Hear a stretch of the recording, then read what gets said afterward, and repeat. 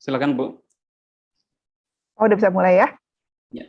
Tadi agak terputus. Saya share screen sebentar ya.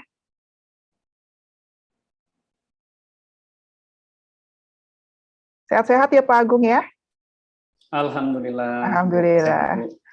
Sudah vaksin semua, Bu. Iya betul. Lagi Assalamualaikum warahmatullahi wabarakatuh. Bapak Ibu yang terhormat, selamat sore. Salam sejahtera. Luar biasa sekali hari ini saya berkesempatan untuk berdiskusi. Sebetulnya program Medcall Talk ini webinar ya.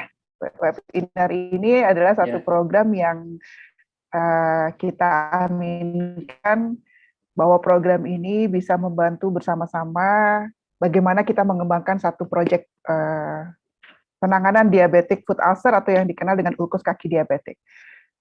Jadi kalau kebetulan karena memang kita banyak berkecimpung di WooCare Center, jadi saya mau khusus dulu untuk kegiatan-kegiatan yang kita lakukan di WooCare Center selama ini, dan juga kegiatan-kegiatan yang kita lakukan yang berkaitan dengan penanganan ulkus kaki diabetik. Jadi kalau kita diskusi tentang diabetic foot ulcer, itu selalu konotasinya tentang masalah kesakitan dan kematian. Dan memang menjadi salah satu masalah yang menyebabkan pasien harus dirawat di rumah sakit, dan bahkan kemungkinan terbesarnya adalah dia harus diamputasi. Ya, saya yakin bahwa sehingga penanganan yang paling tepat untuk kasus diabetic foot ulcer atau ulkus kaki diabetik ini adalah aggressive intervention. Itu adalah salah satu yang menjadi fokus kita hari ini. Selain dari upaya edukasi prevention, bagaimana food examination, bagaimana pakai sepatu yang bagus gitu ya. Tapi agresif pada saat menangani masalah diabetic foot ulcer itu yang kadang-kadang sering bikin goyah, terutama di praktek mandiri keperawatan. Kalau kita lihat dari segi market Pak Agung dan juga kawan-kawan semua, dari segi market itu mereka sudah bisa lakukan ramalan sampai 2028 gitu ya, bahwa memang produk wound care ini tetap terus akan dicari gitu. Terutama karena makin meningkatnya kasus diabetes yang berhubungan dengan luka kronik yang nggak sembuh-sembuh dong ya, dan juga usia lanjut yang makin banyak. Oke. Sehingga kalau kita lihat pada kejadian luka kaki, itu mesti harus ada kurang lebih itu 3 yang biasanya kita lihat. Yang pertama, ini kakinya kok tiba-tiba luka terus kemudian bengkak. Berarti kita mesti lihat apakah penyebabnya itu pembuluh darah vena, sehingga kita bisa bilang namanya venous ulcus ya. Terus kemudian kalau tiba-tiba menghitam gitu, terus itu pasiennya ada nyeri. Nah, kita harus curiga ini ada kemungkinan dia arterial ulcer. Terus kemudian kalau dia tidak terasa sama sekali, itu biasanya itu masuknya ke diabetes mellitus. Kasus yang lain yang berhubungan dengan kaki ya misalnya orangnya nggak ada masalah apapun terus tiba-tiba ada trauma di kaki karena kecelakaan, menginjak sesuatu dan lain sebagainya, itu juga masuk kategori tersebut. Tapi yang penting adalah apakah ada komorbiditas seperti diabetes mellitus pada kaki. Pertanyaannya adalah, bisa nggak pasien-pasien diabetes itu juga kena venous ulcer, juga kena arterial ulcer? Jadi tahun 2000, sebetulnya kita sudah ada research ya, sudah ada tentang bagaimana cara menangani atau bagan-bagan seperti apa ya yang bisa kita lihat yang berhubungan dengan diabetes ulcer. Jadi kalau kita lihat trauma diabetes mellitus kemudian dia terjadi trauma, itu bisa disebabkan karena dia neuropati atau bisa juga disebabkan karena kelainan vaskuler. Tapi kedua-duanya bisa bersama-sama terjadi. Oke, bisa sama-sama terjadi yang menyebabkan apa? Kalau terjadinya penurunan respon imun, itu akan menyebabkan dia mudah terinfeksi. Jika dia mudah terinfeksi, terus timbul ulcerasi, terus kemudian gangren, terus kemudian amputasi.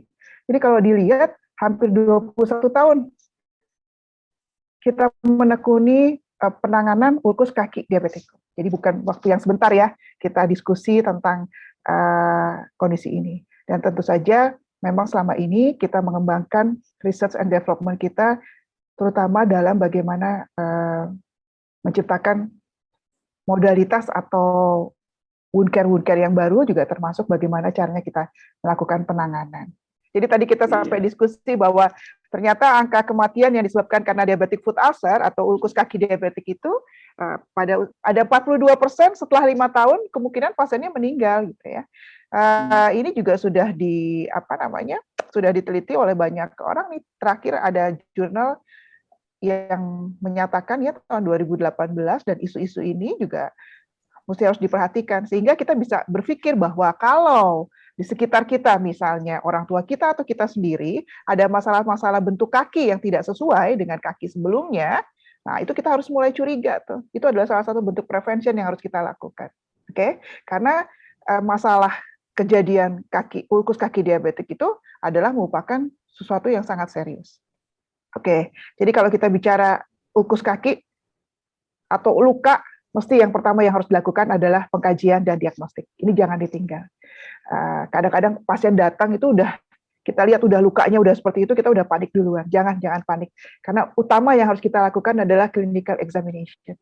Nah, ini penting sekali. Apa yang mesti dilihat? Vascular examination, neurological examination, muskuloskeletalnya gimana, terus dermatologiknya gimana, dan tentu saja apa yang dia gunakan ya, footwear-nya apa saja. Dan harus kita pastikan bahwa nanti setelah selesai perawatan luka, dia harus juga menggunakan footwear yang sesuai dengan hasil pengkajian kita sendiri. Terus kemudian diagnostik. Nah ini kadang-kadang nih teman-teman di praktek mandiri, ada yang punya, ada yang nggak punya gitu ya. Tapi kita sarankan punya, kenapa? Karena kasus di Indonesia itu agak unik.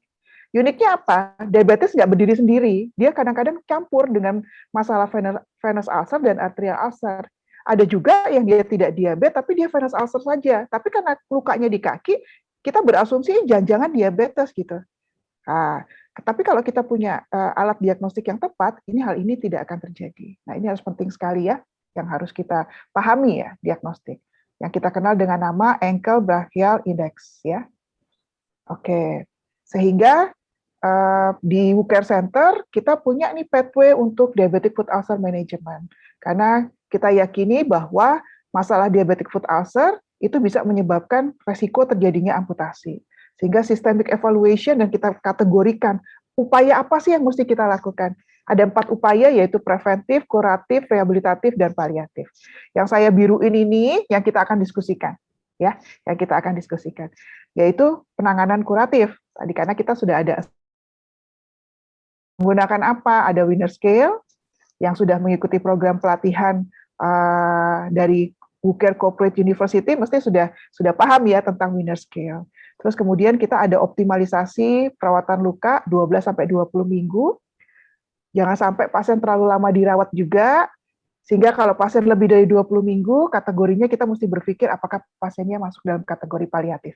Oke? Terus dan dukungan-dukungan lainnya. Ini nanti mungkin akan lebih banyak masuk di Dokter Atih ya, untuk penanganan dukungan dan glikemik kontrolnya. Seperti biasa, manajemen kita, TIME, ingat-ingat, dan juga perencanaan tindakan yang kita lakukan, ya, pelaksanaan tindakan yang kita lakukan adalah dengan 3M. Kalau kita lihat penanganannya ya, untuk modality kita, penanganan kita terhadap kasus kaki diabetes ini, beberapa riset juga sudah melakukan evidence ya, evidence-nya strong lah gitu. Saya coba yang di kotak ini sebetulnya banyak nih evidence-nya, tapi mungkin nggak bisa sekaligus. Yang paling penting tuh adalah kemampuan kita menciptakan persiapan dasar luka yang tepat, atau yang dikenal dengan nama debridement. Debridement kan banyak macamnya ya. Salah satu yang rekomendasi paling tinggi adalah sharp debridement. Tapi boleh nggak di praktek mandiri kita lakukan sharp debridement dengan cara masif?